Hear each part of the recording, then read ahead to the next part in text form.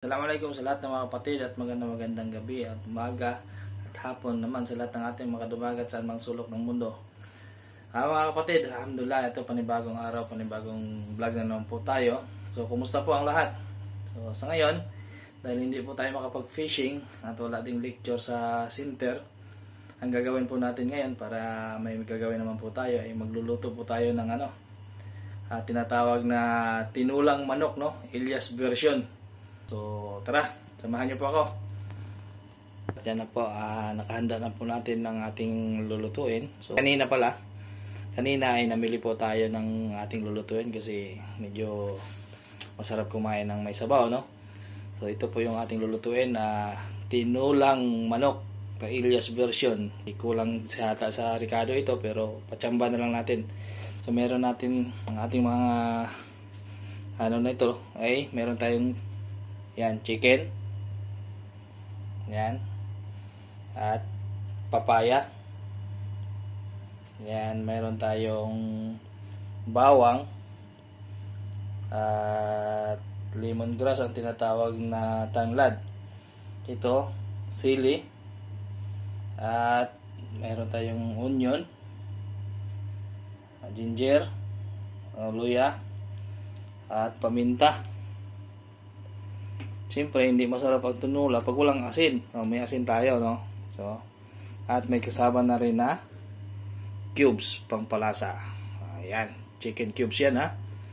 So, yan po ang ating lulutuin ngayon. At siyempre, hindi maluluto ang tinula pag walang kawali at kalan. Mayroon tayo niyan. Yan po. So, umpisan po natin. At panghuli ay mayroon tayong mantika. Yan. So, mantika lang katapat niyan ay panalo na inshallah. Yan na. So, umpisa natin mga kapatid at mga kadumagat ang ating pagluluto sa hapong ito, no? Para tayo ay mayroon tayong maiulam sa hapunan. Umpisa na natin pagluluto. Una-una ay siyempre painitin natin yung kalan. Yan, gamit natin ngayon is wala tayong gasol, ay electric stove na lang, no? So, yan. So, isip natin. Yan po, hotspot. At ilagay natin sa naka 20 na yan. Yan, no? So, yan. Antayin lang po natin uminit yung kawali. So, ayan mga kapatid, mainit na po ang ating kawali. Lagyan na po natin ng mantika, no? Konti lang para hindi masyadong yan. Ayan po.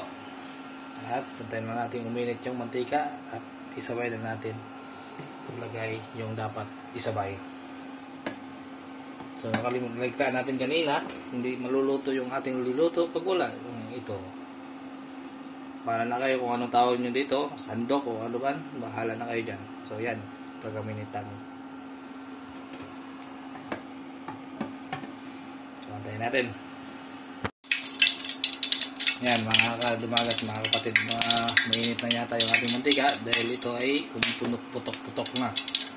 So, ilagay na natin ang ating bawang o garlic. Yan.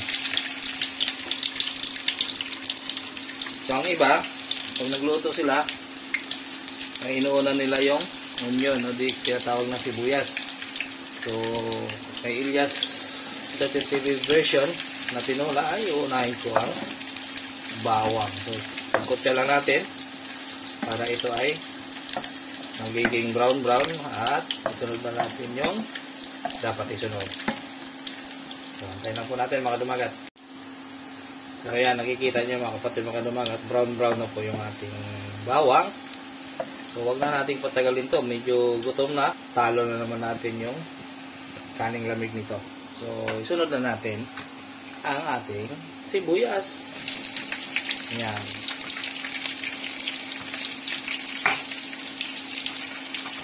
Yan. Sangkot siya. Haluin. Sa Bisaya. Sanlagin. Ayan. Yan. No? So, tingnan natin maging transparent yung ating sibuyas. Color transparent siya. Ayan.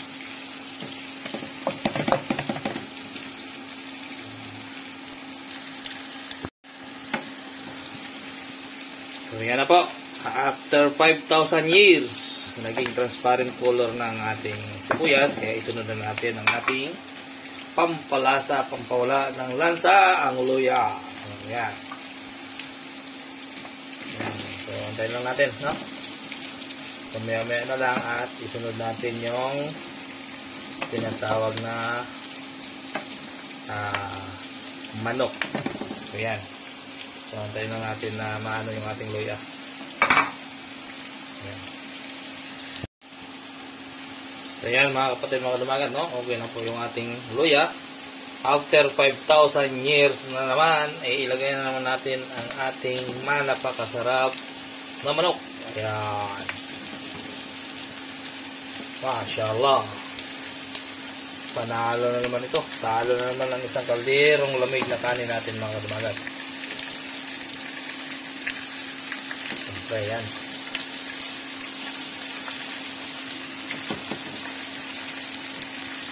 Ayan, ha.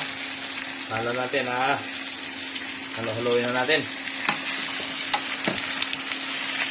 Ayan. Ayan. Halo natin, no. Isunod na natin ang ating asin. Ayan. Kunti lang. Timpla na natin mamaya pag may sabaw. Ayan. Siyempre, isabay na natin yung ating paminta. Ayan. Pampawala ng langsa. Natatakot tayo, no? Kaya magulo dyan. At isang taon ko pinag-aralan ito bago ko maluto itong tinola na to. Shout out pala dyan. Salam pala kay Abdullah Espinosa. Ayan, nagtuturo ng pagluluto. Ayan. So, kakain natin.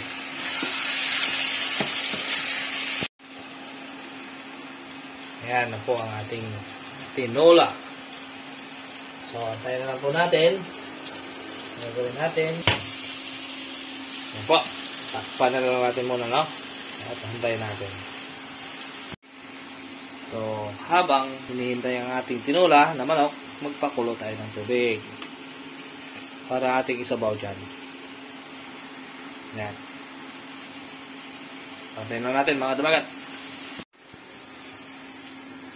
Mga kapatid, mga kadumagat, after 10,000 years, ayan na po ang resulta ng ating tinola Elias version. Ayan. So, tingnan natin. So, pwede na kaya atang ilagay ang ating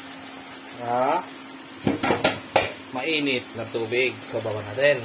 So, ayan, no? Ayan.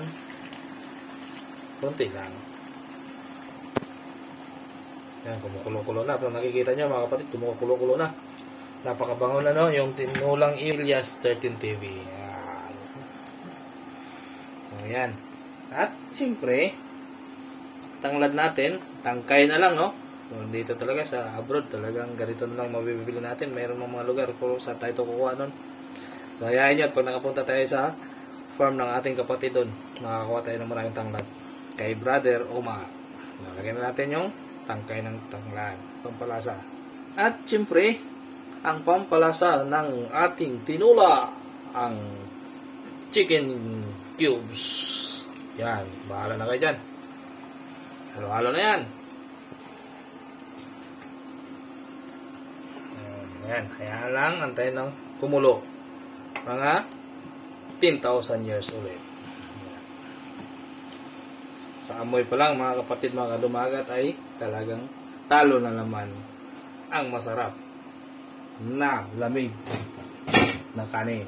So, takpan natin ulit.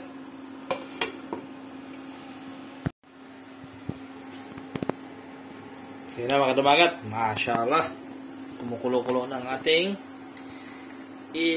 tinulang iwan ni Elias 13 TV version. Yan. Yan, no? After 10,000 years again, yan na naman ang resulta ng tinula. Kumukulo-kulo na, tikman natin. Ang tinula Bismillah.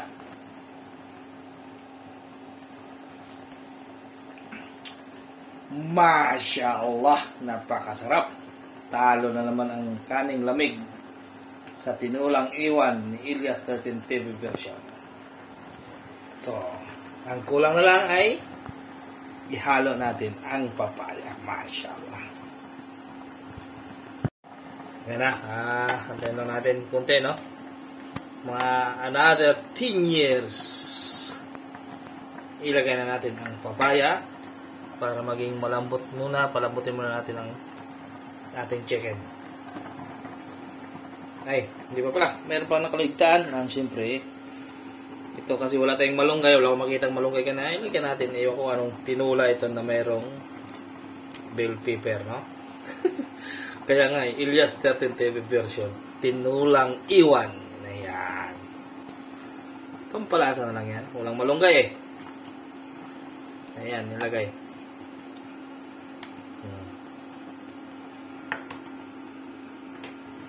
Tingnan natin konti. Yan na mga kadabagat. Isunod na natin ang ating papaya. Napakasarap.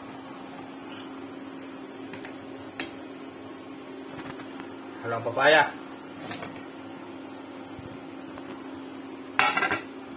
Yan.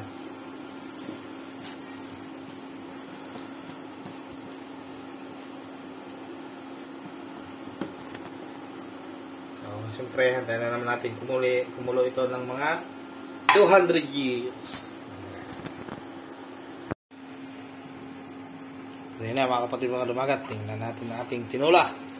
After 200 years ulit. Buksan natin. Mainit eh. Kuha na lang. Yan. Mukulo-kulo. At luto na ito. Ready na para sa ating hapunan. Yan mga dumagat. Tikman natin ulit kung ito ay tama na ba sa timpla. Tikman natin ulit mga dumagat kung ito ay tama na sa timpla. Ang papaya natin ay tamang-tama na, lambot na. Tikman natin ang sabaw. Tara. Yala.